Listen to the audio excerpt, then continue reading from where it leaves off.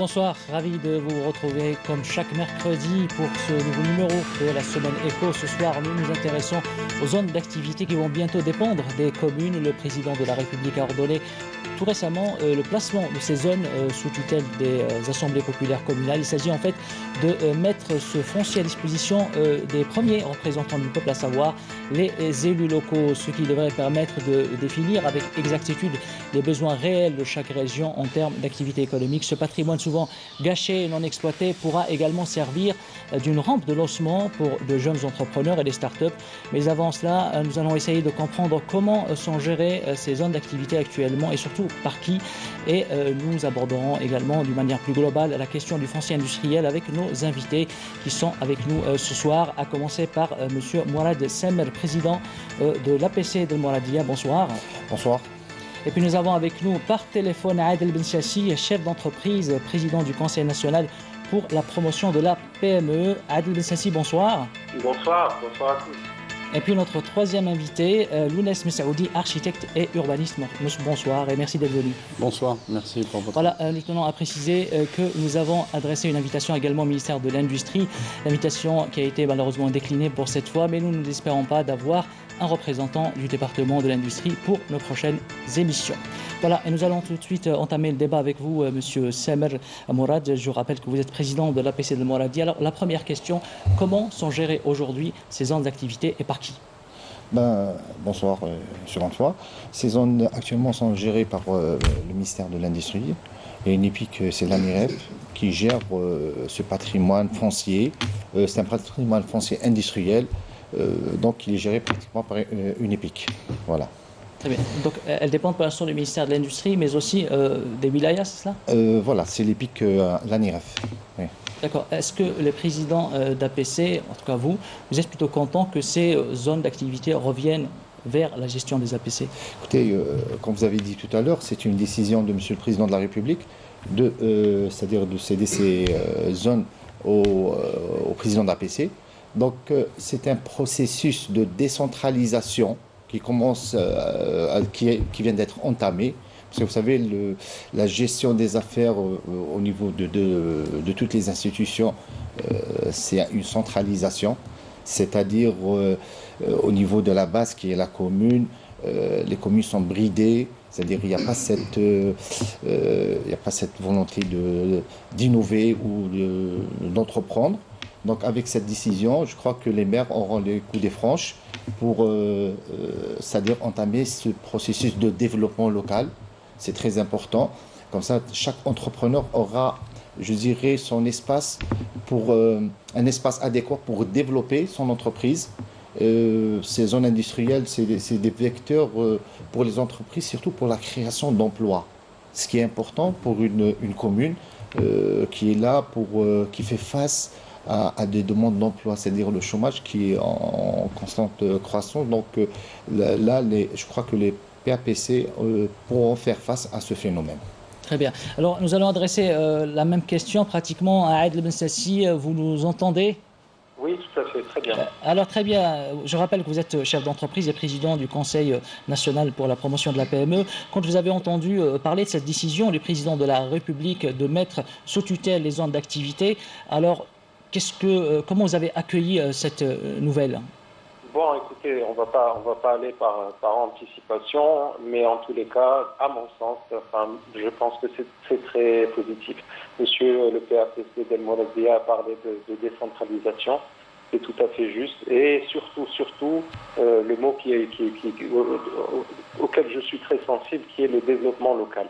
Bien sûr, quand on dit développement local, ça ne veut pas dire développement régional, mais chaque commune se doit d'avoir la gestion de ces zones industrielles et je pense que ça pourrait même amener une certaine compétitivité des régions, puisque chaque région doit être au niveau, si vous voulez, de la gestion de ces zones compétitives pour pouvoir attirer le plus d'investisseurs possible. Et pour moi, c'est une première action vers la décentralisation. Et c'est un geste fort, parce que si on doit reprendre l'historique de la gestion des zones industrielles depuis 30 ans, ça a été beaucoup de changements. On a dans le mode de gestion précédent un mode de gestion très centralisée qui fait que malheureusement il y a eu, si vous voulez, des zones industrielles très dynamiques, très actives, voyaient leur budget de fonctionnement remonter vers une centrale pour être redistribué. Alors, c'est très bizarre pour un mode de gestion de zone industrielle. Donc, mais c'est très bien à mon sens. Très bien. Alors, si on parle de votre propre expérience, vous êtes sur le terrain depuis un bon nombre d'années, vous êtes à la tête de votre propre entreprise, vous activez dans une zone industrielle. Alors, qu'est-ce que ce changement de tutelle pourrait apporter aux chefs d'entreprise, aux investisseurs, selon vous? Écoutez, il faudrait faire un petit peu d'histoire, si vous me permettez, en quelques mots. Dans les années 90, c'était les urbains. C'était les sociétés urbaines qui s'occupaient de l'administration de ces zones. On a eu à souffrir d'une certaine absence pendant une dizaine d'années, puis un retour de nouvelles sociétés qui étaient les SGI, les sociétés de gestion industrielle, dans lesquelles il devait y avoir dans les conseils d'administration non seulement les représentants des institutions, des autorités locales, etc., mais aussi des représentants des investisseurs. Or que, malheureusement, nous, investisseurs, nous n'avons jamais pris part à la gestion de ces zones. Et quand on revient justement à ces communes, les communes, bien sûr, c'est les représentants, les premiers représentants du peuple, les premiers élus, et c'est pour ça que je pense qu'il y a réellement à apporter des améliorations, puisque eux-mêmes en seront tenus pour comptables et responsables des états des routes, des lumières, de l'assainissement, du respect d'un certain cahier des charges, parce qu'à un moment, ça a été l'abandon total. Je vais vous citer un petit exemple. Allez-y. Sans parler de DJ, là où je suis installé, puisqu'on a eu à souffrir réellement de l'état sécuritaire, et après, on parle de la grande zone industrielle de Rouiba ou là par exemple de Oued-Smart, pour que beaucoup de nos concitoyens connaissent. Vous avez un état des routes qui était à un certain moment, mais véritablement chaotique. Ça voulait dire que tous les jours, il y avait des heures, et je dis bien des heures de perdu chaque jour par tous les utilisateurs ou les gens qui travaillent là-bas ou les fournisseurs ou les clients. Vous imaginez, quand vous comptez le nombre de jours œuvrés, les pertes économiques qu'encaissait l'Algérie par rapport justement à cette gestion de zone industrielle. Et encore là, on ne va pas parler de reboisement ou d'esthétique. Hein. C'est la première des choses. C'est par la route que se fait, c'est le premier chemin pour l'amélioration de l'économie. Très bien, Al Messassib. Donc, vous nous tendez un peu la perche pour nous adresser à Lounès Messaoudi, qui est architecte et urbaniste. Alors, est-ce qu'aujourd'hui, les communes sont outillées pour pouvoir aménager comme il se doit, ils ont les moyens nécessaires pour aménager ces zones d'activité? Alors, tout d'abord, je vous remercie d'inviter un architecte praticien. C'est la preuve que la conception aujourd'hui intéresse absolument tout le monde. Clairement.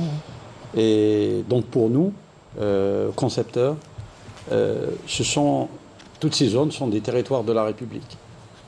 Et malheureusement, aujourd'hui, on constate que ces territoires de la République ne sont pas correctement conçus, alors qu'il y a des femmes et des hommes qui passent peut-être plus de temps que dans leur propre famille. Justement, de quoi ont besoin les communes aujourd'hui pour pouvoir aménager comme il se doit ces zones d'activité? Exactement, mais j'allais y venir.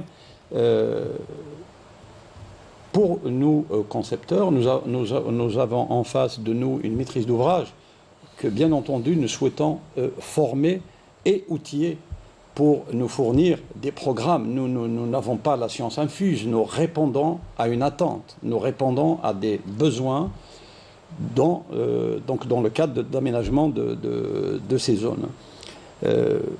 C'était les wilayas avant, maintenant c'est les mairies. Je pense que les communes ne sont pas toutes égales et qu'il est nécessaire de réfléchir à un organe d'assistance à la maîtrise d'ouvrage qui soit à même de fournir les cahiers des charges précis et non pas des cahiers des charges vagues pour finalement obtenir, parce qu'on ne peut répondre précisément qu'à une question précisément posée. Donc les communes aujourd'hui, je pense qu'il faut les accompagner, elles ont besoin d'être accompagnées par un outil d'aide à l'établissement de ces cahiers des charges-là. Très bien. Je reviens vers vous, Monsieur Mourad Samer. Alors, ces nouvelles missions dont vous venez être investi ou vous allez être investi par le président de la République concernant les zones d'activité, est-ce que ces nouvelles missions ne vont pas vous rajouter peut-être plus de complexité dans la gestion au quotidien? Est-ce que ça vous fait peur, en fait? Non, écoutez, peur, non. On est des responsables, on est des représentants du peuple, on est des représentants de l'autorité de l'État, on a la double casquette. Au contraire, vous savez, le rôle des APC, pour moi, si on n'arrive pas à créer de la richesse, si on n'arrive pas à créer de l'emploi, je ne vois pas l'utilité des élus locaux. On ne va pas s'attarder sur des missions qui sont pratiquement, c'est du quotidien. Il faut passer à autre chose. Donc, moi, je dirais que c'est une opportunité pour qu'il y ait, même au niveau des maires ou des futurs maires, il y aura de véritables managers qui vont être à la tête de ces institutions de base de l'État. Je voudrais juste rajouter, concernant l'intervention de M. l'architecte, concernant les zones, on risque de tomber dans un problème de, vous savez, la nature juridique des terrains. Généralement, vous savez, c'est des terrains qui appartiennent au domaine, donc le transfert pour les communes, ça se fait d'une façon très très délicate. Donc il faudrait penser à un organisme qui va faciliter, comme un guichet unique qui doit être présidé par, je dirais, le PAPI ou le Wali, pour faciliter les transferts de propriété, parce que ça cause vraiment un problème, donner la gestion d'une zone. Et le maire n'a pas cette facilité de transférer un terrain ou de donner des concessions. Là, ça peut poser un problème. Ça risque de prendre du temps, selon vous, ce transfert actuellement, oui, ça prend beaucoup de temps pour transférer. Et vous savez, lorsque vous avez des gens qui viennent investir, qui ramènent des capitaux, qui vont créer de l'emploi et de la richesse, je crois que ces gens-là n'ont pas de temps à perdre. Le temps, c'est de l'argent. Le temps, c'est de l'argent. Et la population n'a pas le temps aussi. Vous savez, la résilience, c'est un peu envers ces jeunes. Il faut faire très, très vite. Donc, je crois qu'il faut encourager ces gens à venir investir. Et c'est à l'administration, c'est-à-dire au président d'APC et l'administration, de faciliter le travail de ces gens-là. Alors justement, sur le plan juridique, quelles sont vos attentes en tant que président d'APC pour bien gérer ces zones d'activité? C'est le transfert de la propriété qui se fait. C'est ce qui posera le plus de problèmes, selon vous. Oui, ça va être transféré de la nature juridique des domaines vers l'APC, ça demande du temps. Et là, il faut trouver une solution pour faciliter cette opération. Très bien. Je reviens vers vous, Adel Bensassi. Alors, ces zones d'activité peuvent être une véritable rampe de lancement pour de jeunes entrepreneurs ou même des start-up. Alors, qu'est-ce qu'on peut dire un peu sur ça? C'est-à-dire, on n'a pas besoin forcément de beaucoup d'espace pour une jeune entreprise qui commence. Oui, absolument. C'est-à-dire, effectivement, si on doit parler de start-up en tant qu'entité nouvellement créée, et qui a un business model de ce qu'on appelle scalable. Ça veut dire qu'il ne va pas avoir à embaucher autant de personnes que son chiffre d'affaires va augmenter. On pense souvent, par exemple, aux centrales d'achat, aux centrales de livraison pour les biens et services, etc., etc. Effectivement, que c'est beaucoup plus un besoin de bureaux aménagés ou de coworking space, c'est-à-dire espace de travail partagé avec des bureaux ouverts, etc. Et on peut véritablement créer des standards qui pourraient servir bien sûr de réceptacle. Et il y a toutes ces anciens centres de facilitation qui sont en train d'être transformés, enfin qui étaient les ex-pépinières, qui sont en train d'être transformés pour ça. Mais par contre, on ne peut pas faire, à mon sens, des hangars standards. Parce qu'un fabricant de tubes en PVC, ce n'est pas un fabricant de boissons, ils n'auront pas les mêmes besoins suivant les différentes industries. Et là, la question se pose différemment par rapport aux zones industrielles. Si je peux compléter ce qu'ont dit mes collègues, il y a effectivement le problème juridique va se poser sur la récupération des anciennes situations par rapport à l'assainissement des situations anciennes. On a eu, dans le cadre de la politique de justement d'accompagnement du développement local, à visiter Tizi Ouzou. Il y a une zone industrielle qui a été créée en 1984. Vous savez qu'à ce jour, il y a encore des problématiques liées au foncier. Donc il y a des entreprises qui sont installées sur des terrains depuis plus de 30 ans, donc il y a encore des problèmes, on ne s'est pas encore réglé, tout ça il va falloir le régler. Donc ce serait pour ces communes-là, entre guillemets, un cadeau empoisonné, je m'excuse. C'est-à-dire que là, il faudrait peut-être qu'il y ait soit une commission nationale, ou en tout cas un organe qui soit créé pour accompagner et pour pouvoir régler ces problèmes définitivement. Parce que sinon, on restera toujours dans les blocages. Et bien sûr, il y a ce qu'on appelle le développement des zones industrielles nouvelles qui permettraient, ou là, de nouvelles zones d'activité. Très bien. Il y a beaucoup de communes et c'est vrai que c'est assez inégal là-dessus. Pour l'instant, le cadre juridique qui va permettre justement ce transfert n'a pas encore été créé. En tout cas, l'ordre a été donné par le président de la République pour que ça se fasse. Sinon, si on revient à ces zones d'activité, si elles vont finir par atterrir entre les mains des présidents des PAPC, alors est-ce que le fait qu'elles soient des zones de proximité, ça va apporter quelque chose pour les créateurs, les jeunes porteurs de projets, les jeunes au niveau des communes, c'est-à-dire elles seront à proximité de l'endroit où elles ont envie d'évoluer.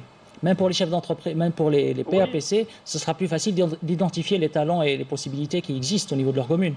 Oui, bien sûr. Disons que le chemin le plus court, c'est la ligne droite. Donc, quand on est dans une approche locale, ça va simplifier les choses.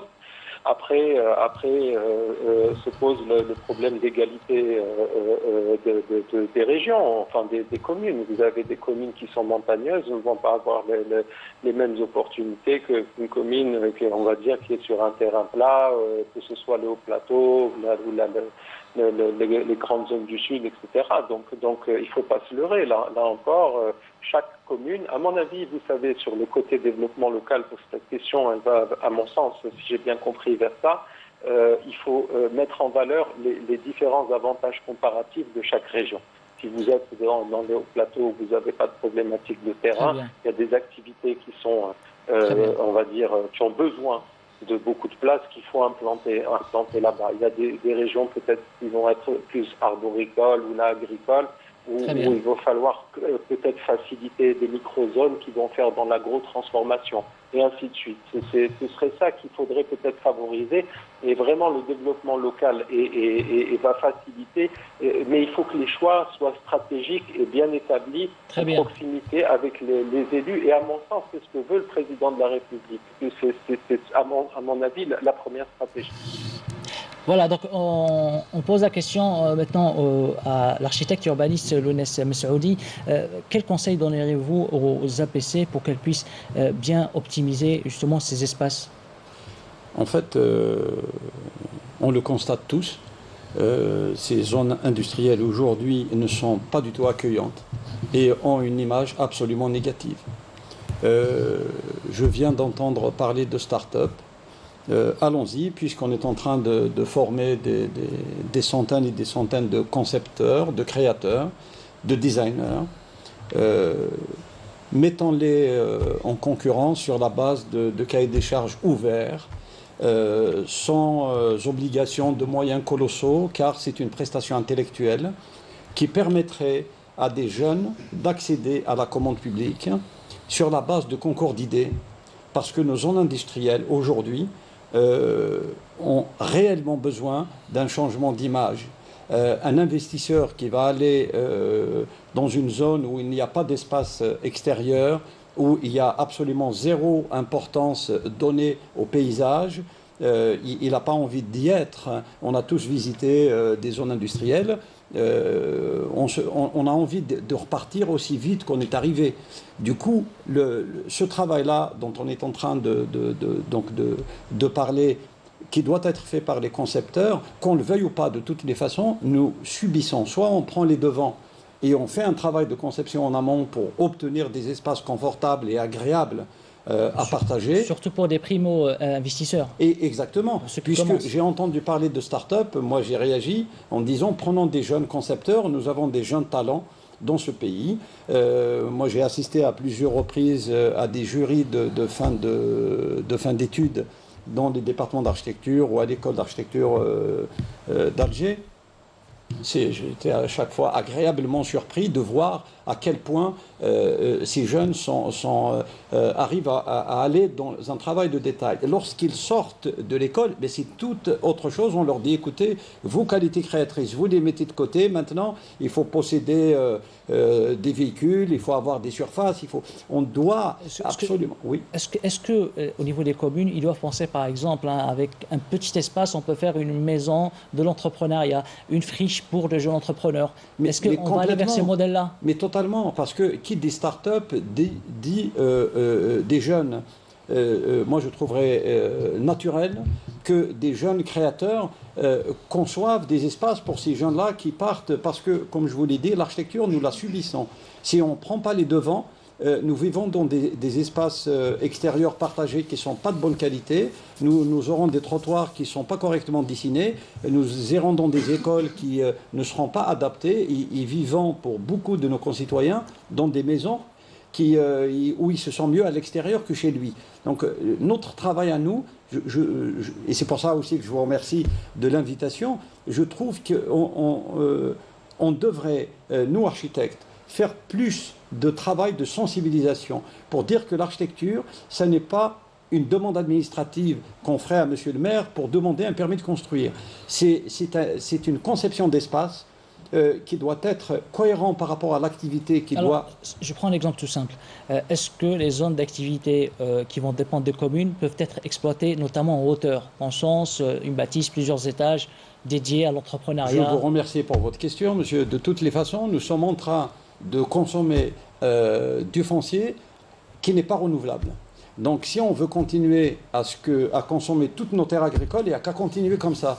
Il faut mettre un point final à l'étalement urbain horizontal et réfléchir et réadapter. On ne dit pas que rien n'a été fait, des choses ont été faites. Maintenant, il faut d'une part évaluer, d'autre part corriger. Tout simplement, rien n'est... dans mon atelier, on travaille sur énormément de projets qui sont des restructurations. Nous ne démolissons pas tout. Donc c'est la preuve que ce métier peut apporter des solutions en ne faisant pas table rase du passé. Oui, mais pour peu qu'on laisse les jeunes... Est-ce que les APC font appel à vous pour ce genre d'aménagement? C'est des concours publics. Oui. Simplement, vous me donnez l'occasion de dire que les concours ne sont pas ouverts aux jeunes créateurs et ils devraient l'être plus, notamment pour des petites opérations, pour finalement arriver à obtenir plus de diversité. On ne doit pas avoir une zone industrielle qui est un centre d'entrepôt qui ressemble à Alger, qui ressemble à une autre à Tlemcen ou à Biskra. Alors, Mourad Samer, je reviens vers vous. On voit sur le terrain que l'APC ou les présidents d'APC d'habitude, ils pensent beaucoup plus à créer un centre culturel, un centre pour jeunes, mais beaucoup moins, voire jamais, à installer une maison de l'entrepreneuriat, par exemple, ou une petite friche pour les startups. Est-ce qu'il ne faudrait pas aujourd'hui que le PAPC pense aussi à la jeunesse, mais différemment? Oui, d'accord. En prenant en compte aussi le développement économique. Deux petites remarques concernant les interventions de M. Bensassi. Concernant l'extension des zones d'activité, c'est vrai, maintenant toutes les communes peuvent avoir leur zone d'activité, mais il ne faut pas qu'ils débordent sur les terres agricoles, parce que c'est important. Maintenant, parce que aussi ça va poser un problème très sérieux, parce que c'est des terres qui sont pratiquement intouchables, les terres agricoles. Concernant les zones d'activité, vous savez, les zones d'activité, on a des zones artisanales, des zones industrielles, le secteur tertiaire, il y a aussi la logistique, c'est-à-dire les chambres froides et le transport. On peut même, dans des zones d'activité, parler de technopoles, c'est-à-dire des universités, des centres de recherche. Donc, c'est un tout. Il suffit, une zone industrielle, c'est pas de l'industrie. Hein. Ça peut être plusieurs activités. Zone d'activité. C'est pour ça je vous ai dit, il y a la logistique, il y a le transport, il y a même des technopoles, c'est-à-dire des centres de recherche et des universités. Donc, alors, au niveau des communes aujourd'hui, pour ce qui est des jeunes entrepreneurs, on n'y pense pas forcément. On pense beaucoup plus à l'aspect culturel, aspect sportif et ludique, mais rarement, je ne connais pas d'APC en tout cas qui ont créé je vais vous étonner qu'au niveau de notre commune, nous avons terminé des études pour faire une petite, je dirais, pépinière de start-up. On va lancer le projet prochainement pour la création d'une trentaine de locaux dédiés pour les jeunes qui ont des projets dans la numérisation et les nouvelles technologies. Au niveau d'Almorati. Oui, les études ont été entamées en 2015, donc on a anticipé sur ce projet. Vous savez, il y a des maires qui ont des visions futuristes. Hein, j'ai mis 141 communes. Donc voilà, chacun comme il voit la chose. Très bien, en tout cas, voilà. On est ravis de savoir qu'il y a un président d'APC qui consacre des locaux pour les gens entrepreneurs qui sont en herbe. Alors, Adel Messassi, je reviens vers vous. Quelles sont les attentes aujourd'hui des PME envers les présidents d'APC concernant la question des zones d'activité ? Je pense que c'est trop tôt pour le dire. Bon, bien sûr. D'abord, je ne m'inscris pas en faux du tout par rapport à ce que dit ni M. Seno ni M. Msaoudi. Je considère que, bien sûr, suivant l'activité elle-même, ces zones-là vont être dédiées et même par rapport à ces activités aménagées ou la réaménager suivant les différentes contraintes qui existent. Les attentes, je vais vous le dire, pour une meilleure gestion et surtout pour une meilleure participation à la gestion de ces zones. Moi, je crois beaucoup en la proactivité. Je ne suis pas quelqu'un qui attend des autres qu'on me fasse tout. Si on doit participer au financement de la viabilisation, à la création de sociétés d'investissement et de gestion commune, puisqu'on parle de partenariat public-privé, nous on est prêts à y participer activement et être les véritables acteurs du changement. Donc j'ai envie de dire, il faut qu'on travaille la main dans la main. Nous sommes des partenaires et nous devons travailler ensemble à l'amélioration. Monsieur Msaoudi parlait d'une chose, vous avez des zones industrielles qui sont repoussantes, presque entre guillemets, j'ai envie de dire effectivement que c'est le cas. Et je parle en plus des problèmes de viabilisation, des lumières, de l'état des routes, tout ça. Tout ça, c'est l'implication moi je crois vraiment à l'implication des gens pour le changement. Si nous, chefs d'entreprise, voulons le changement, nous devons être aussi les acteurs du changement. Et ma demande au niveau des communes, c'est qu'ils impliquent les chefs d'entreprise dans ce nouveau processus pour une amélioration de ces zones industrielles. Très bien, le message est lancé en tout cas. Alors, on revient vers vous, monsieur Audi. Alors, quelles sont les erreurs que les PAPC ou les communes doivent éviter pour ne pas se retrouver dans la même situation dans laquelle se trouvent aujourd'hui les zones industrielles qui sont dans un état parfois lamentable, mal conçu, et ce qui fait que c'est difficile après de rattraper le coup? En fait, c'est très facile. C'est qu'il ne faut pas faire les erreurs qui sont là devant nous, tout simplement.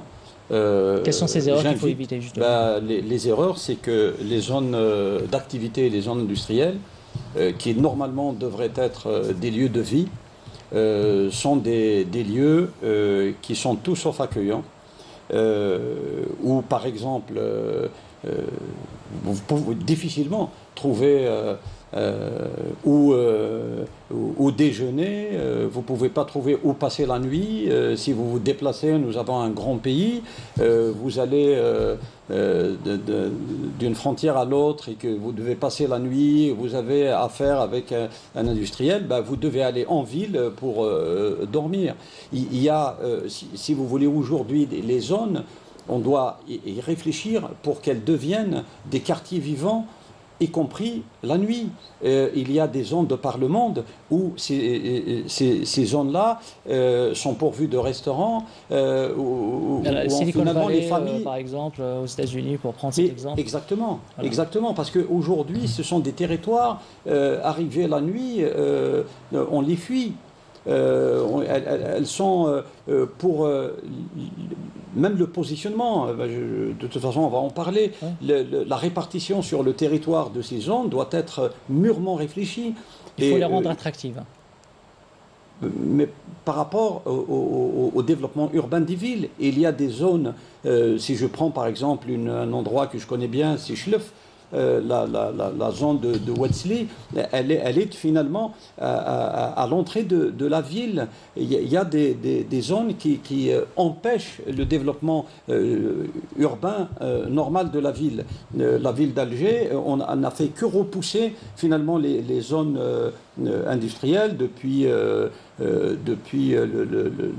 Belcourt jusqu'à Raya, jusqu'à Rouiba, parce que la ville doit pouvoir se développer. Donc il y a une stratégie qui doit être mise en place, et ça c'est un travail d'équipe. Absolument personne n'a la science infuse. Donc la meilleure manière de s'en sortir, c'est de travailler ensemble, c'est de s'écouter les uns les autres. Un architecte n'est qu'un petit maillon d'une chaîne qui est composé de géographes, d'urbanistes, de designers, si vous voulez, de paysagistes. On a eu à travailler sur un concours qui m'a marqué en Europe. On a eu avec nous un spécialiste des oiseaux qui nous indiquait quel type d'arbre planter pour faire venir une sorte d'oiseau là, à cet endroit-là. À Wetzli, pour revenir en Algérie, c'était un exemple concret.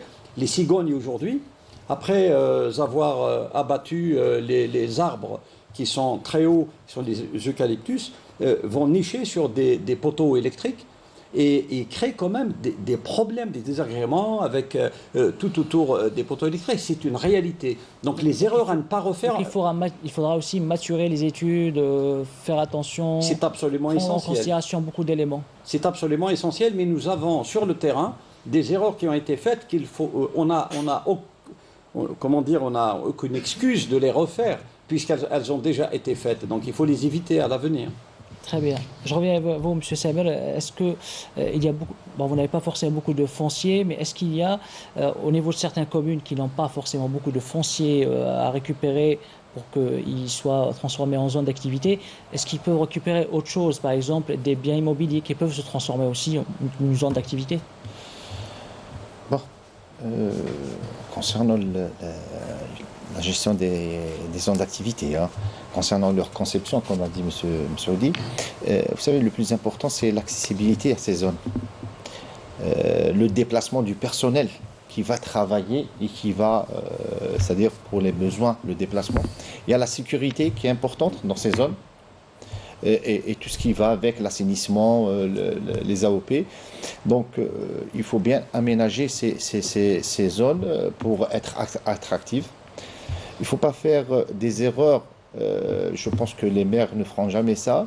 C'est-à-dire chaque zone a son caractère. C'est-à-dire si on est dans une zone à vocation agricole, on va faire de la transformation des produits agricoles. Si on est dans une zone d'élevage, il faut faire la transformation de viande ou des tanneries et dans une zone de montage de véhicules. C'est-à-dire on a déjà une main-d'œuvre qualifiée sur place. C'est ça. Donc je crois que ces erreurs ne vont pas être faites par les élus locaux. Ils sont plus aptes à gérer ce genre de situation, des erreurs qui ont été faites par le passé. Concernant votre question, concernant les zones, je dirais, dans une zone urbaine, c'est ça? Voilà. Concernant, vous savez, on a parlé tout à l'heure avant l'émission, je prends ici l'exemple d'Alger. Dans les années 60, 70, 80, jusqu'aux années 90, avant l'ouverture de l'importation, entre guillemets, l'importation sauvage, il y avait une industrie ici, dans le centre-ville, dans l'hypercentre, l'industrie du cuir, du textile. Il y avait aussi l'industrie de la boiserie, c'est-à-dire la menuiserie. Si je parle de l'industrie du cuir, vous savez, il y avait des petites unités de fabrication qui employaient entre 15 et 20 personnes ici dans l'hypercentre. Et il y avait des milliers de petites unités. C'est des milliers qui employaient des gens et qui faisaient travailler des gens et qui faisaient travailler d'autres secteurs. On parle de cuir, on parle de tannerie, on parle d'emballage. Donc ça faisait marcher tout un secteur ici dans l'hypercentre et les gens se faisaient payer, ils achetaient autre chose. Alors on avait le cuir, on avait le textile et on avait la boiserie qui était installée ici dans les hauteurs d'Alger et ça marchait dans l'hypercentre. Vous pensez que c'est possible de faire revivre justement cette activité Bien sûr, industrielle la main-d'œuvre, elle existe toujours. La main-d'œuvre, vous savez, il y a une main-d'œuvre très importante. Pour les optimistes, on dit c'est un réservoir d'espoir. Pour les pessimistes, ils vont dire c'est une bombe à retardement. Mais je pense que tant qu'il y a cette main-d'œuvre, elle est toujours là. Donc il ne faut pas la laisser disparaître et on peut reprendre les choses. Et en plus, lorsque on est manager, on est toujours optimiste, M. Zohar. Très bien, merci beaucoup. Alors, Adel Bensassi, le président de la République a ordonné la récupération de toutes les assiettes foncières attribuées non exploitées sur le terrain. Est-ce que vous avez constaté ce genre d'abus? Nous avons perdu M. Adel Bensassi. Bon, on va poser la question justement à notre urbaniste architecte. Alors quand on entend le président de la République parler de la nécessité de récupérer les assiettes foncières attribuées non exploitées, alors est-ce qu'il n'y a pas aussi là un travail à faire pour éviter de refaire ces erreurs dans le sens où avant d'attribuer du foncier à une entreprise ou un porteur de projet, il faut vérifier est-ce qu'il est en mesure d'utiliser cette assiette, est-ce que cette assiette est en mesure de répondre à ses besoins? Oui, évidemment. Le travail qui doit être fait et notre témoignage aujourd'hui, les décideurs ne pourront pas dire on ne le savait pas, puisqu'on est en train de le dire, c'est que la chose la plus importante à faire avant d'agir, c'est de faire un diagnostic. Aujourd'hui, les zones d'activité qui sont dans l'état où elles sont parfaitement récupérables et parfaitement, elles peuvent redevenir quelque chose où il fait vraiment bon vivre et bon travailler si on prend le temps. Si on prend le temps, c'est-à-dire de prévenir par quoi? On prévient par l'aboutissement des études. C'est ce qui permettra d'optimiser justement l'utilisation de ce qui existe. Exactement. Pour ne pas attribuer par exemple plus de foncier qu'il en faut à quelqu'un. Exactement. Et surtout d'avoir des activités qui sont cohérentes. Lorsqu'on ne définit pas les besoins de manière précise, forcément on va se tromper, mais forcément parce qu'il nous manquera des données.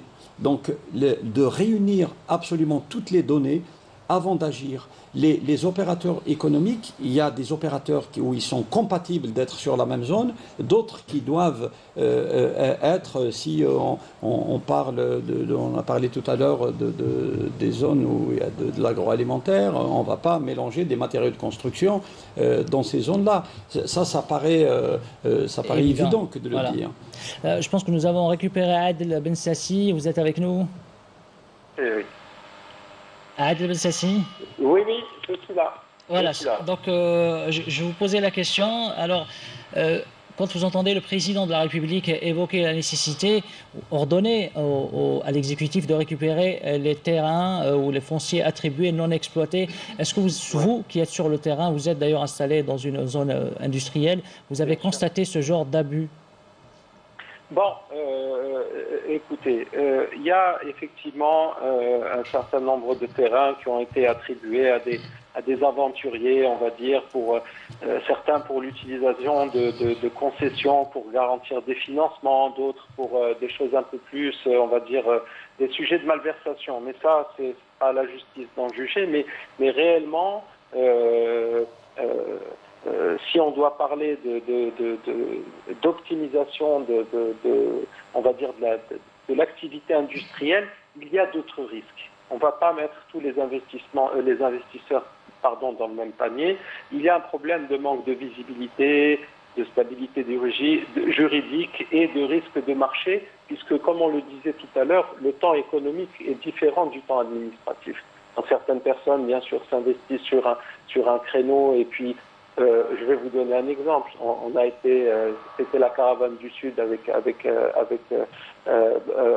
groupe d'investisseurs. Nous avions été dans une wilaya du Sud. Ils nous avaient attribué une grande assiette, puisque là-bas il n'y a pas de problème de foncier ni d'incompatibilité parce que c'est très loin des zones urbaines, etc. Et puis il y avait une 50aine d'hectares parce que c'était des activités qui avaient une nécessité d'avoir vraiment de grands espaces. Bon. On est à 40 km de la route nationale, il n'y a pas de viabilisation. Comment vous voulez attirer, même pas attirer, commencer une activité? On a dû, pour la plupart, se désister officiellement en disant, écoutez, on est désolé, on ne peut pas, en l'état actuel, et vu le mode de gestion opérandi qui était à l'époque, activer dans ce domaine.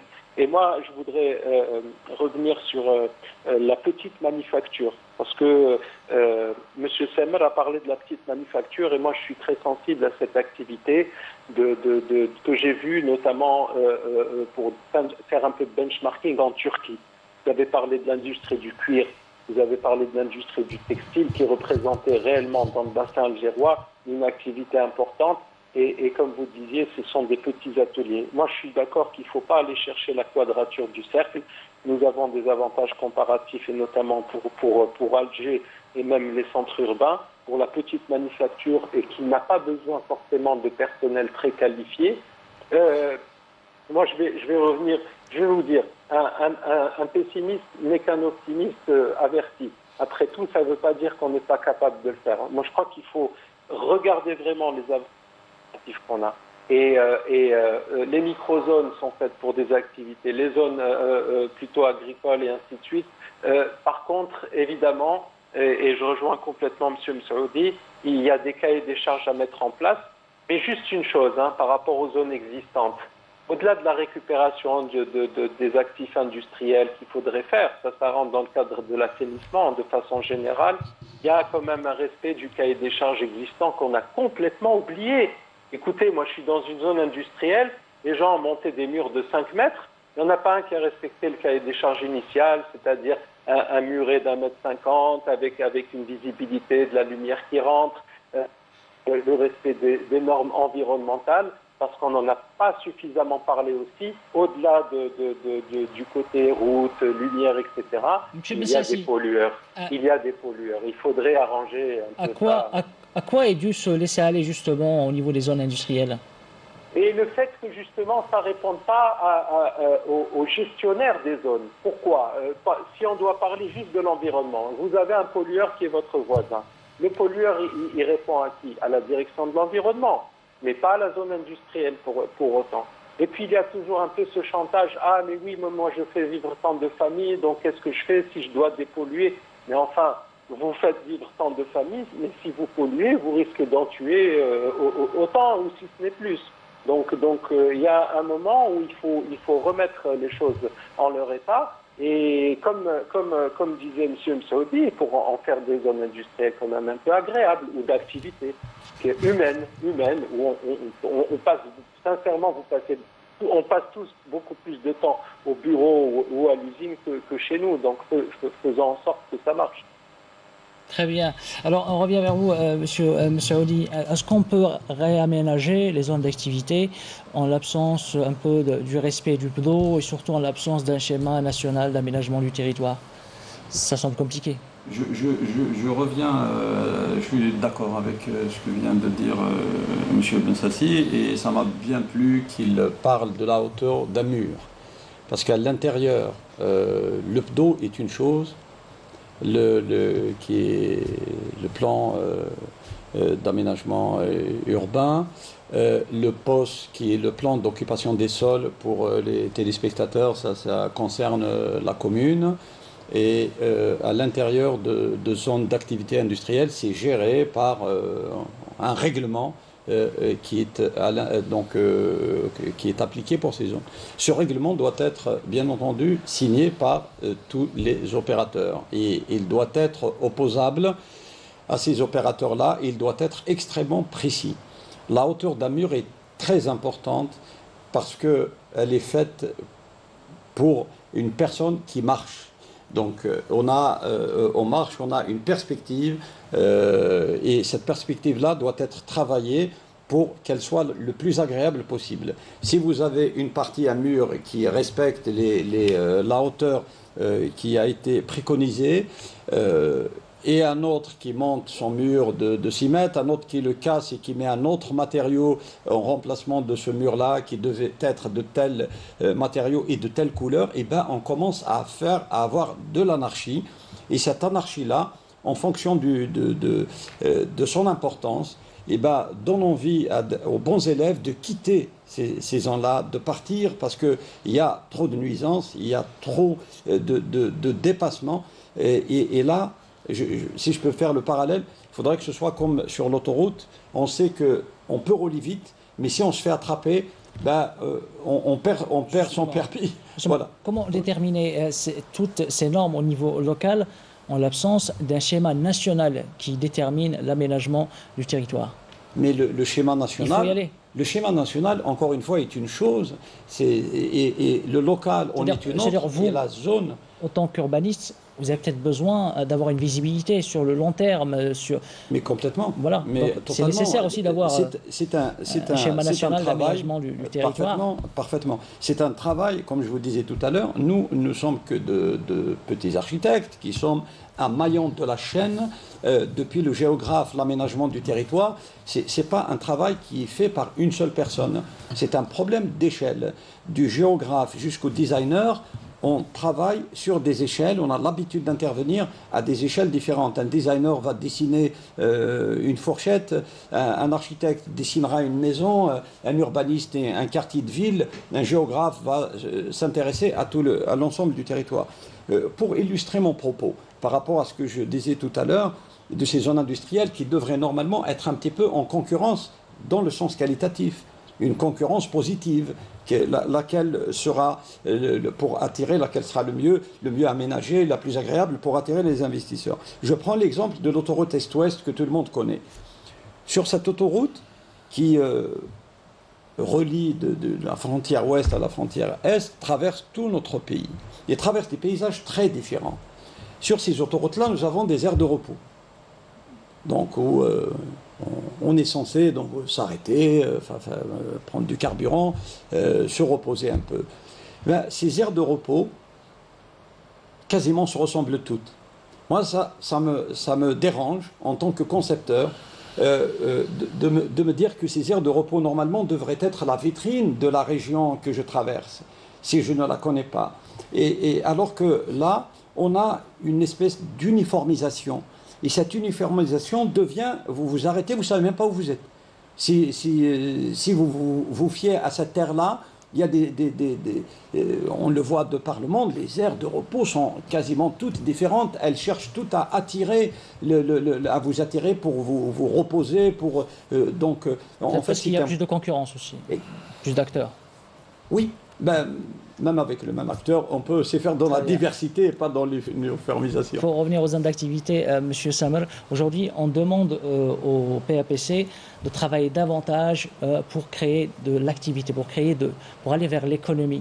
Aujourd'hui, vous, en tant que PAPC, est-ce que vous l'avez déjà franchi ce pas pour essayer de créer de l'activité économique au sein de votre commune? Vous savez, j'aurais juste, concernant la gestion des zones, c'est-à-dire... s'il y a un cahier de charge qui est respecté par tous les opérateurs, je crois qu'il n'y a pas de problème qui se pose. Je crois que je tiens à rappeler que nous sommes dans une république et toute incivilité demande réparation. Si un pollueur, il doit payer. Donc je crois que si on fait des garde-fous, un bon cahier de charge, les choses se passeraient de façon normale. Concernant votre question, vous savez, normalement, la création de richesse, comme je l'ai dit tout à l'heure, la création de l'emploi va être une des priorités des PAPC comme l'environnement. C'est-à-dire, parce qu'actuellement c'est l'environnement, mais surtout je dis et je le redis toujours, c'est la création de l'emploi. C'est-à-dire, il y a beaucoup de jeunes qui viennent, qui demandent de l'emploi au niveau de ma commune, pas en tant que fonctionnaire, hein. C'est des jeunes qui veulent avoir leur propre local pour développer une petite activité, ce qui est un bon signe pour ces jeunes-là. Il faut les assister, surtout, vous savez, c'est pas évident dans une zone à vocation résidentielle comme notre commune, mais il faut leur trouver des solutions et les assister pour la réalisation de leurs projets. En matière d'économie, il faut penser global et agir local. Exactement, c'est-à-dire il y a des visions, c'est-à-dire il y a j'ai dit tout à l'heure, il y a des zones